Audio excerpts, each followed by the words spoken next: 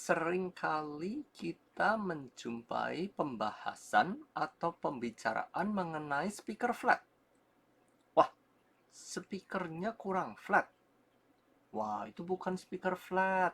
Kurang kedengeran flat. Sebenarnya flat itu apa? Ya kan? Kenapa sih speaker dinamakan flat? Apakah ada parameter teknis yang bisa membuat kita secara objektif mengatakan speaker itu flat? Objektif, ya, objektif ya berarti ada pengukuran, ada data, gitu ya. Nah, sekarang kita lihat dulu. Anda berbicara speaker ini flat. Kenapa? Karena kedengeran flat. Karena menurut saya flat. Maaf, siapa Anda? Ya, karena apa? Telinga manusia, muka manusia aja beda, bahu beda, telinga bentuknya itu beda. Nah, kalau telinga bentuknya beda, setiap orang jelas mendengar berbeda-beda. Apalagi ada orang yang sudah lebih rusak ya pendengarannya. Jelas beda dong. Nah, jadi flat itu apa? Ya, jadi flat itu sama sekali tidak menunjukkan sesuatu yang subjektif ya, karena itu tidak ada acuannya. Berbicara, oh ini kurang flat, itu kurang flat, menurut saya flat, itu tidak ada artinya menurut saya gitu ya. Kalau mau disubjektifkan, menurut saya ya, flat itu adalah speaker yang biasanya ya, frekuensi responsnya tidak mempunyai variasi yang banyak. Karena jika variasi atau toleransinya banyak, nanti suara yang dihasilkan berbeda dengan suara yang seharusnya apa yang terekam. Gitu. Jadi yang terekam A, keluarnya ya jadi B gitu loh. Itu juga masih belum sekedar flat gitu ya. Karena apa? Speaker juga masih ada kata lain seperti transparan. Apakah speakernya transparan? Waduh, apalagi transparan. Transparan itu yang biasanya orang sebut mempunyai distorsi yang rendah. Itu. Nah, lebih penting mana dong flat sama transparan? Ya, tergantung ya.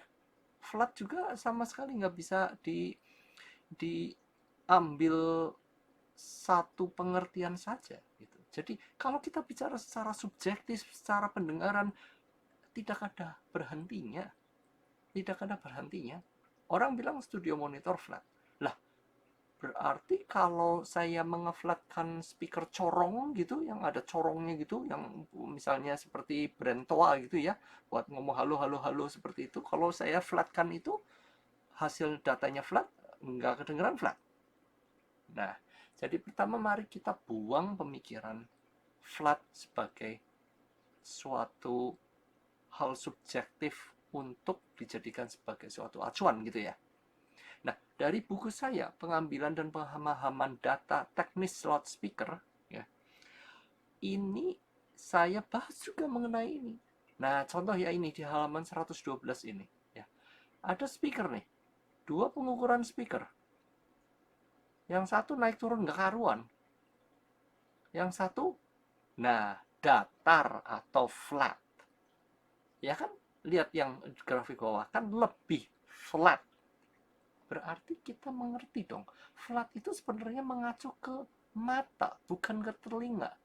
Sesuatu yang datar. Datar itu kan mata ya, istilah mata ya, bukan istilah telinga ya. Itu penting sekali itu dimengerti itu ya. Jadi flat itu sebenarnya tidak banyak artinya sebenarnya.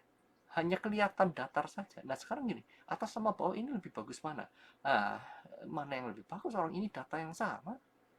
Ini sama sekali, ini dua-duanya ini menunjukkan data yang sama, satu pengukuran yang sama, mic sama, speaker sama, semua letak lokasinya sama, ini datanya sama. Cuma penampilannya saja yang beda. Gitu ya. Mari kita lihat lebih lanjut lagi ya mengenai flat ini dari contoh ya. Nah, sebuah speaker ya diukur. Ini frekuensi responsnya. Frekuensi responsnya. Wah, kelihatan datar nggak? Ya deh, mungkin di sini ada naiknya, di sini ada naiknya gitu ya, atas bawahnya. Lah, tapi tetap aja kelihatan datar. Jadi ini speaker datar bukan dong. Ya, makanya itu kata datar atau flat itu sangat subjektif dan sangat ambiguous ya. Ambiguous itu ya apa ya, ambigu ya, membingungkan gitu ya. Mari kita zoom in ya. Kita zoom nih, kita zoom. Waduh, kita zoom. Nah, kalau kita zoom, pengukuran ini, frekuensi respons ini ya, yang di sini dari sekitar 40 derajat, 50 derajat nih ya, sampai dengan sekitar 20 derajat. Nah, kalau kita lihat di sini, puncaknya ini menyenggol 84 dB ya. Nah, bawahnya ini nyenggol 78 dB. 84 dikurangi 78 adalah 6 dB. Inilah yang sering disebut speaker dengan variasi 6 dB. Atau plus 3 minus 3. Gitu. Jadi plus 3 minus 3 atau 6 dB variasi itu udah termasuk flat belum? Sebentar. Ini data ini masih kasar saja. Kita belum kasih smoothing, belum dihaluskan. Bisa aja dihaluskan lagi. Dihaluskan dengan 1/12 oktav misalnya ya. Wah, lebih halus. Banyak sekali data speaker yang dihaluskan sampai 1/3 oktav. Wah, lebih halus lagi itu. Dengan 1/3 oktav kita lihat puncaknya 84 dB, bawahnya ini sekitar 79 kurang sedikit ya. Jadi 84 dikurangi 79 kan 5 dB, 5 dB lebih dikit gitu ya. Jadi variasinya jadi 5 dB lah. Ini datanya sama. Datanya sama dengan dan tanpa smoothing variasinya jadi beda. Kan ini jadi plus minus 2,5 dB saja atau 5 dB variasinya. Nah, sekarang ini speaker flat atau enggak dong? Kalau ada speaker plus minus 2,5 dB itu dengan smoothing sepertiga oktav itu flat apa enggak?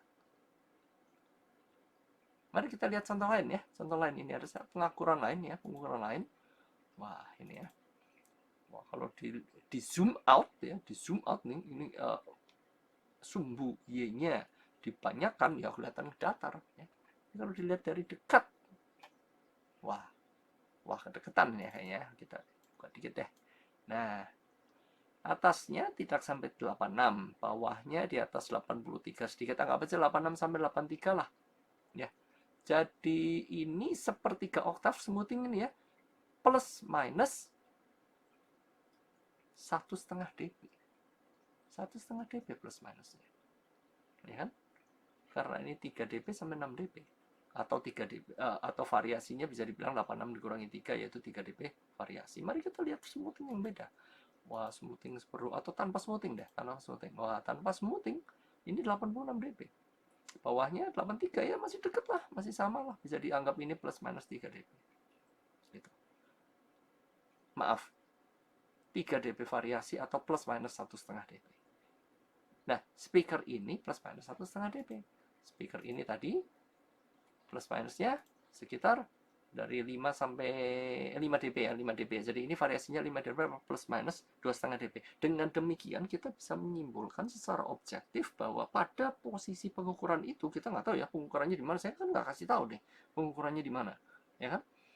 Nah, pada posisi pengukuran itu speaker ini satunya lebih flat, yang kedua ini lebih flat, gitu.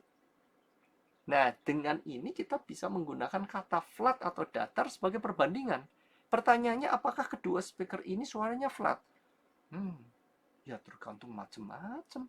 Ruangannya gimana, dispersi speakernya gimana, bahkan distorsinya saja bisa mengakibatkan kalau suatu speaker kerasa kurang flat. Itu ya. Jadi makanya itu kata flat itu sangat ambiguous ya, ambigu ya, membingungkan. Jadi lebih baik kita membuat pernyataan bahwa speaker ini terukur dengan variasi plus minus berapa atau variasi berapa dB. Itu jauh lebih baik daripada kita hanya bicara oh speaker ini flat atau tidak flat. Bahkan kalau kita membicarakan sebuah speaker yang dibilang oh ini speaker flat nih, katanya, kata siapa? Apakah ada data dari pabriknya? Apakah pabriknya tidak hanya sekedar mengatakan oh speaker ini dari 40 Hz ya, dari 45 Hz sampai 20.000 Hz. Wah, 40 sampai 20.000 Hz. Cuma angka saja. Nah, kalau cuma 40 sampai 20.000 Hz seperti itu, bagaimana kita bisa tahu variasi frekuensi responsnya bagaimana? Flat apa enggaknya kita nggak tahu. Maka itu kita membutuhkan data speaker dari manufacturer untuk bisa mengatakan sebuah speaker itu flat apa enggak. Tapi hal ini jauh lebih rumit lagi karena apa? Speaker yang flat, yang sudah flat, dengan tipe berbeda, itu bisa kedengaran sangat berbeda. Wah, itu pembahasannya lebih banyak lagi, lebih dalam lagi. Ya, dan jelas pasti tidak bisa di video ini. Tapi yang saya mau beri tahu di sini adalah, mari kita tidak terlalu banyak membuat kata flat menjadi suatu yang paling penting atau suatu kata yang utama ya. Flat itu hanyalah kata visual yaitu mata. Ya. Lebih baiknya kita membicarakan speaker, memang outputnya itu frekuensi responsnya flat atau tidak flat dengan melihat frekuensi respons atau dengan mengukur dengan benar. Semoga videonya bermanfaat.